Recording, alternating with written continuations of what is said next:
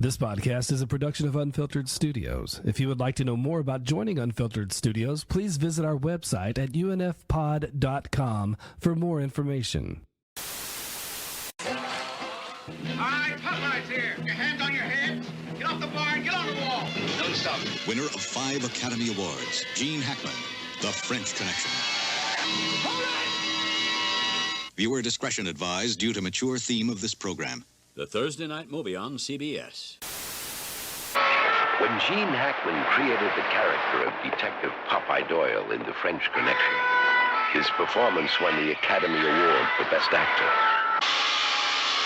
Now, 20th Century Fox presents Gene Hackman in a new look at the legend of Popeye Doyle and the pursuit of the French Connection. An incredible chase that leads to Marseille, France, the crossroads of Europe and Africa, the beginning of the Riviera, the world's busiest port for the trading of heroin, and the headquarters of Frog One, the French Connection. But Marseille isn't Manhattan. Speak English? I like a 4 roses straight up and water on the side. Quoi? Mayonnaise. Mayo. Scotch. There he is, right there. El Scotcho. What now? Mayo. Popeye. Mr. Doyle, I was requested to help you. I didn't request that you come here. What do you know about Marseille? You think it's Harlem, just kicking blacks around the streets? I've been a New York cop for 14 years. I know that the dope that comes out of this city has killed a lot more than I have. Look, I'd rather be a lamppost in New York than the president of France, but I came over here one thing and one thing only. That's to get Charnier, and that's what I'm gonna do. A trap is set for Alain Charnier, the French Connection, and Popeye is the bait in an extraordinary game of cat and mouse. A game where there are no rules. And there are no winners until the bait gets hooked. I must say, Mr. Doyle, that you were the one person I did not want to see again. You're a good cop. Honest. Quite stupid, but honest. Tell me the truth. I was set up, wasn't I? Whose idea was it?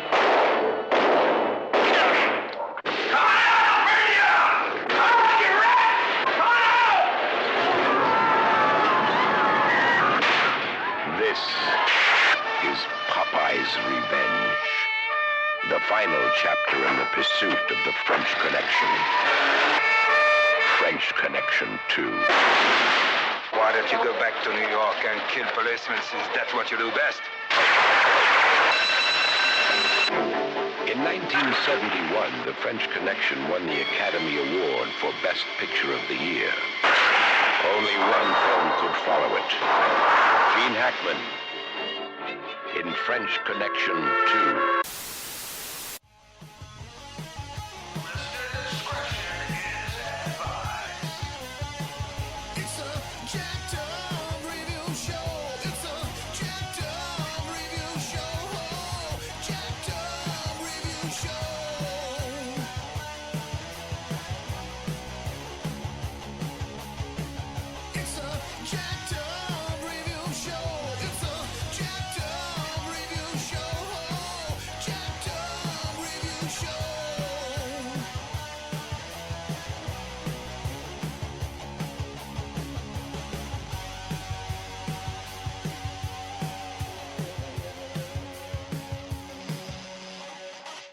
Once again, ladies and gents, here for another cult franchise mini review. Always lovely to talk with you guys. This time I gotta talk just myself because I can't expect everyone to get on every single episode, reschedule everything. For some franchises, you just gotta talk for just 10 minutes on. So here it goes. The French Connection. Early 70s, followed by a redundant sequel that is appreciated by some. First one was just one of the first movie I ever saw by William Friedkin, who you guys also might know from Sorcerer and obviously The Exorcist. And later on, other decent action, mystery, or sci-fi movies such as Bug, Rules of Engagement, and The Hunted. I've always loved Friedkin. I even would go so far as to say that The Guardian from 1990 is extremely underrated. He's just been another one who I think he did way better than Brian De Palma at just playing the Hollywood game and just realizing there's something that's going to get cut from my movies, either for length or just me disagreeing with the Fox or Paramount executives. But lo and behold, he's still deeply beloved.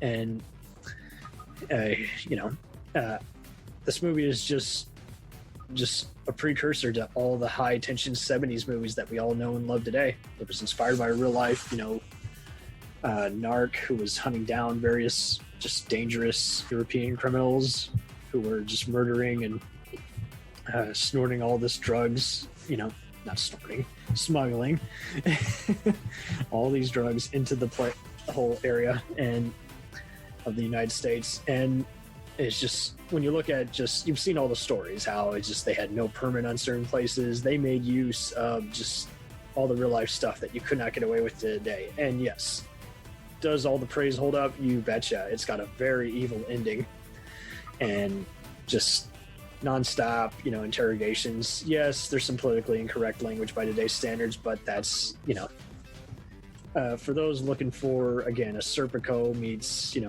pre-speed kind of movie, this is where it is. Popeye Doyle is just a badass and one of Gene Hackman's best roles to date. Again, just everything from just the train chase to, again, the in-car chase. It still just dazzles. It's often compared to Bullet, the Steve McQueen movie, but I saw this first, so there's a bit of bias. So I always thought this worked way better than Bullet, which, truth be told, was more of a mystery movie that then shocked everyone by the unexpected but very well done car chase at the end. So Bullet doesn't have as tight a story, or much of a story, with a cool car chase. And this one, I remember everything from beginning to end, and just Roy Scheider and Gene Hackman were just a great buddy duo.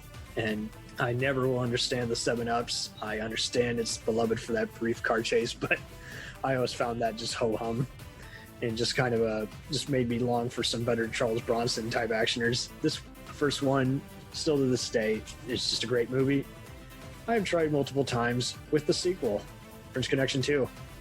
It's very decent, and John Frankenheimer is the king of frills, and much like this, he approached everything like a mercenary job, but always did the best with what he had, and I think is reasonably shot and well-paced, and yet I just, at the end of the day, whenever I see it, I just always feel like it's just well-worn territory and always ends on a redundant note where it's like, I can see why some enjoy it, but underrated, not even close. It's a like it or hate it, but not a must-see at all.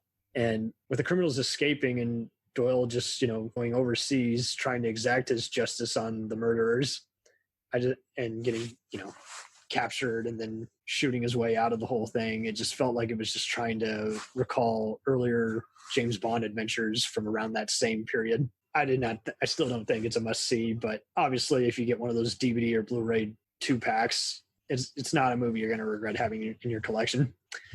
So all in behold, I really don't know why these don't get talked about enough. I just think, again, if you want to see Gene Hackman at his best, let alone just good 70s chase movies, these are where they're at. This is Sully signing off. We'll return after these messages. If you like small-town mystery, crazy news, and wild history, then the Florida Men on Florida Man podcast is for you. Each week, Josh Mills and Wayne McCarty bring you the absolute best Florida has to offer. So if you're looking for a show that's safe for the family, but funny enough to help you escape everyday life, then listen to the Florida Men on Florida Man podcast.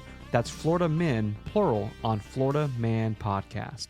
Hey, it's Brent Pope, the host of Breakfast with Brent Pope. You've seen me on some of your favorite TV shows saying things like, "Give it up, Jimmy. You got to sink this putt to win." On Breakfast with Brent Pope, I sit down with guests from the entertainment world, and we do it all over breakfast. Or should I say Brentfast? Every week on Brentfast, you get inside Hollywood info and tips, great breakfast recs and foodie debates. Most of all, you get the most delightful 30 minutes of your week. So dig in. It's Brentfast time. Listen at Brentfast.com, Apple Podcasts, or wherever fine podcasts are found. The Jacked Up Review Show podcast is honored to be part of the Blind Knowledge Podcast Network. Join anytime, talk the talk, and enjoy yourselves. There's something enlightening for everyone with this crowd of cool cats.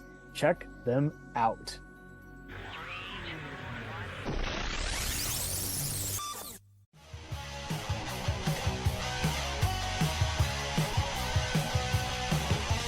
us on the web on Facebook, Twitter, and Instagram. The podcast is available on Podbean, Spotify, iHeartRadio, Anchor, Apple, and anywhere else podcasts are available. Feel free to review our show and leave comments on any of those sites. Thanks a million for listening. It's a jacked up